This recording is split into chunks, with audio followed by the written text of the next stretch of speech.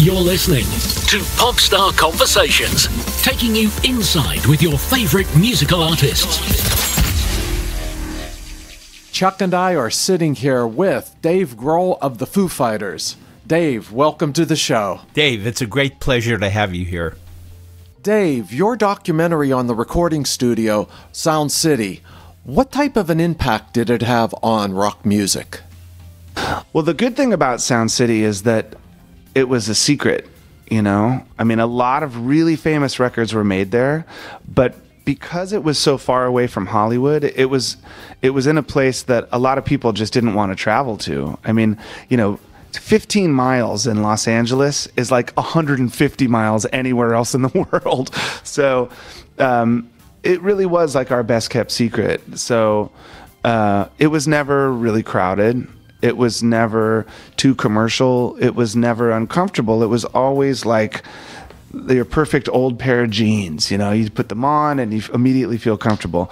So that's one of the things that we all loved about it. But more than that, of course, was the sound of the studio. And it was an incredibly rich, beautiful sounding live room, perfect for drums. And that room, the board, the old Neve desk, was handmade, one of a kind, and it had its own sound. And it became the legendary Sound City board.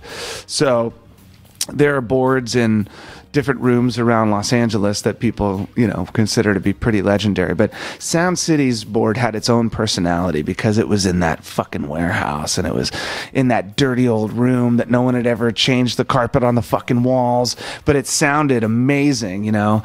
So it really had a legend of its own, you know? I mean, that's why Sound City was cool. Also, Sound City was one of the only studios that never bought a Pro Tools rig. They were a tape-based studio. So when you went there, you didn't go there to make, you know, a Daft Punk record. You went there to make, like, you know, that's what you did there. And that's why we loved it. For someone like me, it represented my personality totally, and that's what I liked about it. But that's why it's not there anymore. I know. I am obsolete. Yeah, I mean, it's true. One of the reasons why I made the movie was because a lot of studios like Sound City have disappeared, and no one's really told their story. And in these rooms, you've made history, you know? Like, in these buildings that I consider like museums or churches or cathedrals, these places are important to popular culture. Like, these rooms have changed the fucking world, and to see them just disappear without anyone paying tribute to them, I think is sad, you know? Like, if it were George Washington's house, Mount Vernon, and they were tearing it down because it was obsolete, oh my God, there'd be a parade and there'd be fireworks and there'd be, well, this is Sound City. Why isn't it the fucking same? You know, the world has been changed in this room. So, you know, I'm lucky enough to have the, to have the tools or to have the access to tell this story, you know. I have the opportunity to tell the story, and it makes sense to me because I feel like if it weren't for that room and that board, that I might not be here, you know. So it was a personal mission of mine to make this movie. Obviously, it sounds like the studio meant a lot to you. Well, you know, when the studio started, okay, it all started when we were getting ready to make the last Foo Fighters record. I wanted to make the record in my house, but I didn't have the gear in my house. I have a studio in the Valley, not far from Sound City, but I wanted to find a cool board to put in my house so we could record in my garage. So someone said, you should call Siobhan at Sound City, the studio manager. They're selling off the gear in Studio B because there were 2 rooms in Sound City. So I called Siobhan, and she was really upset. They weren't getting any business. They were way behind on their bills, and they were selling off some of the gear. So I said, well, if you guys ever want to sell the board from the A room, and she said, I'd sell my fucking grandmother before I sell that board. And I said, okay. And then a few months later, or I don't know, 6 months later maybe, they started to really close. And they couldn't stay open anymore because it just cost too much. And then they called me and asked if I was serious about buying the board. I didn't even ask how much it cost. I just said, okay, I'll take it, whatever you want. And because it was, you know, it was important to me. It's almost like if you could buy the house that you were raised in, if you could do that, you might do that, you know, because that's your foundation, that's your home, you know. And I felt the same way about Sound City and the board. So that's how it all started. I wish that there was still that same old Sound City that people could go back and visit it and use it and record it, but it's not the same anymore. It's still a studio, but it's not really like Sound City. So that recording board, it's now at your studio? Yeah, I know. Lucky me. So you beat everyone to the punch. Well, I think the idea of me having the board was because the people at Sound City knew that I would use it a lot, and I wouldn't chop it up and sell it. A lot of people were buying those old boards and just taking one channel at a time and selling them because just one channel is really valuable because of the way it sounds. They knew that I wouldn't do that, and so they thought, yeah, give it to Dave. He'll make a lot of records on it. Since you've got the board, has Rick Rubin wanted to use it? No, well, I mean, I interviewed him for the movie after I bought the board, and I interviewed him at Shangri-La Studios in Malibu, which now he owns. Rick's doing fine. He's okay. He's got a lot of studios. He's a busy man. But he was a great interview. I'd never really talked to Rick Rubin before. I don't really know him. And his insight into production and things is really deep. He's a smart dude. What's your favorite album from the Sound City catalog? Oh, that's a tough one. I have a lot of favorite records from Sound City. Eagles of Death Metal recorded a few records there, or at least one. I really loved Rated R and Lullabies to Paralyze. Those are two of my favorite albums of all time by Queens of the Stone Age. Tom Petty's Damn the Torpedoes, that was like the soundtrack to my youth. And same with Cheap Trick's Heaven Tonight. That album is so, in my world, is such an important record. But, you know, there were a lot. The first Rage Against the Machine record I love. The Frank Black and the Catholics record, the first one, is one of my favorite albums of all time. Like, that album is so fucking genius. And they recorded it live, you know. There were no overdubs. The way they recorded that record, they went in. Frank Black had a rehearsal space right across the parking lot, and they would practice and write songs and then walk over to the big room, set up live, and just go live to the 2-track tape. And they started recording, and they thought, wow, well, why can't this be the record? Let's not overdub. Let's not do like serious production. Let's just play live. And that first Frank Black and the Catholics record, oh, it's brilliant. It's so good.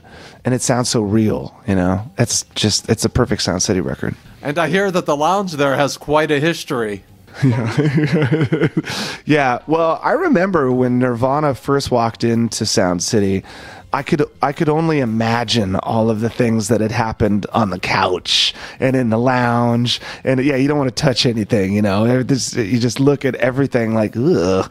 But, yeah, there's a lot of questionable shit has happened at Sound City for sure. There's a lot of stories that came from that place. I understand that when Nirvana recorded at Sound City, you were supplied with a unique drum kit. Yeah, it's funny. Sound City was the first real 24-track studio I think I had recorded in. We had recorded with Nirvana at the BBC, but this is the first time I was making an album in a big studio with an old 24-track board, and we were really blown away with how it sounded. I don't remember the first song we recorded. It might have been In Bloom, but I remember when we went back to listen to playback, it sounded like nothing that we had ever heard before. Like it didn't sound like Bleach, and it didn't sound like the Peel sessions. It didn't sound like any of the demos we did. It sounded like Nevermind. We were like, oh my God, those drums sound fucking big. And it was such a short time in the studio. It was 16 days. nobody cared because nobody thought we were going to become a big band. So at one point I called my manager and I said, hey, no one from the record company has come down here. Should I be worried? And he said, fuck that. You should feel lucky that they're not here. You don't want them here. I'm like, oh, okay, good. I mean, we didn't even take pictures. The 3 pictures that we have of the making of Nevermind are in the movie. That's it. So it was a funny time, you know. We were just kids. Did you use the same creative formula to make this film as you do in music? Yeah, I think that the idea of telling the story in the film didn't seem impossible to me. You know, if I felt like I couldn't do it, then I don't think I would have done it, because I really wanted to make sure I did justice to the story. Like, I wanted to honor Sound City, and I knew I could do it. But at the same time, you know, no one ever, I don't know how to be a director. I don't really know what that means. Just as, you know, I can't read music. So I taught myself how to play guitar and the drums. I became the drummer of a band because the drummer sucked. And I said, here, give me those drumsticks. Here, give those to me. And then I started playing the drums. So I don't really, if you talk about time signature, I'm not really sure what that means. But I can hear it in my head, and I can do it with my hands. So the Sound City movie was almost the same way. Like, I could see the movie in my head, and I knew the story and the arc of the story. So all I had to do was make it like what I saw in my head. And if it felt right, then it was okay, you know? So I wasn't really worried. I mean, of course, I surrounded myself with people that were really good at what they do. Paul Crowder, the editor, and Mark Monroe, the writer, and Kenny Stoff, my director of photography. Like, I had some really important people with me. A small crew, but it was, you know, I'd never thought, oh, I'm going to grow up and be a director. But when the feeling strikes, I mean, I feel like anybody could do it if they're really inspired to do it, and they have the accessibility to do it. Then do it. Like, you know, if you have a really clear vision of what you'd like to do, I think you can achieve pretty much anything as long as you have the resource to do it. And I'm lucky enough that I had it. So, yeah, it's funny when we were at the Sundance Film Festival and people would ask me questions about being a director or filmmaking. I'm just like, I don't know. I've only made one film. So how does it feel to be a director? Well, you know, it's sort of similar, I think, in a lot of ways, because I was afraid that I wouldn't be able to relate to the movie scene because I don't understand about the business. I don't get it. I don't understand about the technical side of filmmaking. I don't understand that shit. But the one thing that musicians and filmmakers have in common is that you're both trying to capture these moments that have an emotional quality that other people will connect to. So whether it's as a songwriter, whether it's a lyric or a melody, or as a filmmaker, if it's a story or a visual, it's like those things kind of have a similar thread that runs through them. You know, you want your creative vision to inspire an emotion in somebody else. And, you know, whether you do that with a camera or a guitar, it's sort of the same. But, you know, if Steven Spielberg sat down on a drum set and beat the shit out of it like John Bonham, you'd be like, whoa, fucking great. That's amazing, you know? Why not? Like, why can't that happen? Are you on a mission? Yeah, I mean, you know, I think that there's millions of musicians that feel the same way I do and understand exactly what I'm talking about. But I think there's millions that don't.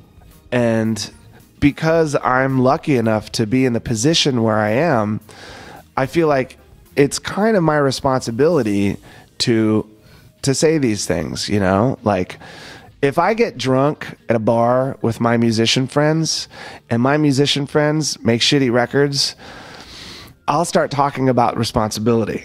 Like, come on, man, just like, let's get real. We have a responsibility to do that.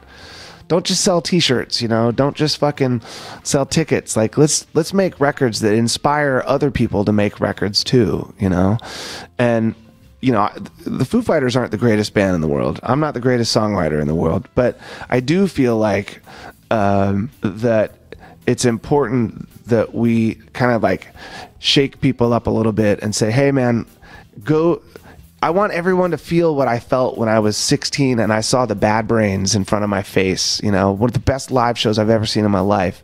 Seeing that happen right in front of me, it was like, oh my God, it's like seeing God, it's like, oh my God, this is unbelievable that these are people. And the energy in the room was like, where else are you going to fucking get that, So,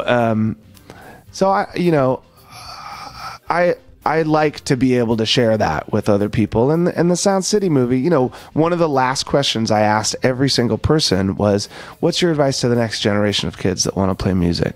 You asked John Fogerty that, or you asked Neil Young, or Tom Petty, or Trent Reznor, or Josh Homme, any of those people. And it's inspiring, But even beyond that, like, you don't need anyone saying it. You just need to see it. You just need to see it happen. You need to see a band play live. You need to see people sound like people. That's what makes that's what makes people want to do it, when you realize that it's people. How does it feel to become the interviewer? I was scared, man. I was scared. I mean, I knew that, I sent emails to everybody and said, look, I'm not an interviewer. I'm not a journalist. I just want to talk about music, And the first few interviews were a little scary. Mick Fleetwood I was really terrified because he's a legend, an icon, a hero. But fortunately, he talks a lot. So I'd ask one question and he'd talk for fucking 20 minutes. But it was good because the idea was to talk about music, not just trivial anecdotes from their time at Sound City, but things like feel, things like collaboration, or things like the craft. Those kind of things you could have long conversations about. You could have a debate. There's more than one side to every one of those stories. So it was exciting to talk to people about it. I stopped being nervous usually after the first 10 minutes. Once I felt like I was really talking to someone. I mean, to me, the most terrifying moment was when I would hear someone getting ready to finish what they're saying, and I have to start thinking about the next question. So I never froze up. I never forgot what to say. It was good. I liked it. Would you be interested in doing another film project? I don't know.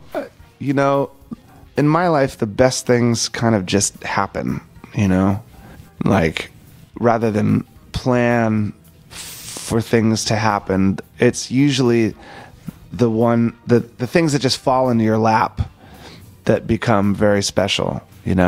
Foo Fighters, that wasn't meant to be. That was a fluke. That was just a demo tape. And then look what happened. It's 20 years later. And so I don't know. I mean, I had a really great experience making this movie for a lot of reasons. Could I make the next Thor movie? I don't think so. But, it's a pleasure to have this opportunity to be able to share something that's very important to me with other people. And if I had another opportunity like this, I would probably do it again. But I don't really have any plans. Dave, how was the soundtrack produced for this movie? The idea with the performance in the Sound City movie is we talk about the history of the studio, all the records that were made there, with the musicians that have made them. We talk about feel and collaboration and communication with musicians. It's one thing to really talk about it, but then to demonstrate it at the end of the film, I think speaks more than us just talking. If you see Paul McCartney with the guys from Nirvana making a song in 2 hours, it's that says a lot more than me just talking about it. If you see it happen, that's I can't explain how fucking cool that day was, but you can see how fucking cool that day was, you know, or leaving with the Foo Fighters or, you know, Rick Springfield. And so the album is all new music, and it's Black Rebel Motorcycle Club guys with me playing drums. It's me playing guitar with Chris Goss and Brad and Timmy from Rage Against the Machine, and a song with Stevie Nicks, a song with Rick Springfield, a song with Paul McCartney. There's a great song with me on drums, Josh Homme on bass, and Trent Reznor on guitar and keyboards. It's a pretty magical record. I have to ask you, how did you and Paul McCartney become such great friends? You know, my connection with Paul McCartney is funny. It began in London when the Foo Fighters were recording a Wings song, Band on the Run. We recorded it. We had to record it for a Radio 1 thing or something. I can't remember. A BBC thing. And then we get the call where someone said, hey, if you want, you could record it at Abbey Road. We're like, really? Okay. So we put all our stuff in Abbey Road. We start recording. And then someone calls and says, actually, Paul's right down the street. He might come say hello. I'm like, oh my God. So Paul came to visit while we were recording Band on the Run at Abbey Road. It was the weirdest day of my life. And then maybe a week later, I get the call that he's doing a show in Liverpool and wants to know if I'll play drums for a few songs. So I came and did that. And we hung out. And he's an incredibly sweet guy. He's very nice. And then he was playing on the Grammys, and he asked me to play with him on the Grammys. So, of course, I said yes. And that night, his wife, Nancy, and my wife, Jordan, sat next to each other, and they exchanged phone numbers. So Nancy said, well, next time we're in town, let's go out to dinner. So my wife was like, yeah, okay. So every time they come into town, my wife says, oh, by the way, we're going to dinner with Paul. I'm like, so after, you know, a bunch of dinners, you just really become friends. And of course, he's a Beatle, and everybody knows that. But he's aware of who he is and what he represents to the world. But he's really cool about it, you know? Like, you could sit down and have a nice conversation at dinner with them. And believe me, I never forget who I'm having dinner with. But it never feels uncomfortable. What was it like performing Led Zeppelin songs when they were honored at the Kennedy Center? Playing songs for the people that have written them is the most terrifying experience. You just have to realize that, you know, you will never be able to sound like the people that you're honoring. You just have to do it. And I don't know if they liked it. I don't fucking care if they liked it. I had fun. Dave, thanks again for coming on the show. Dave, it's been incredible. Thanks so much.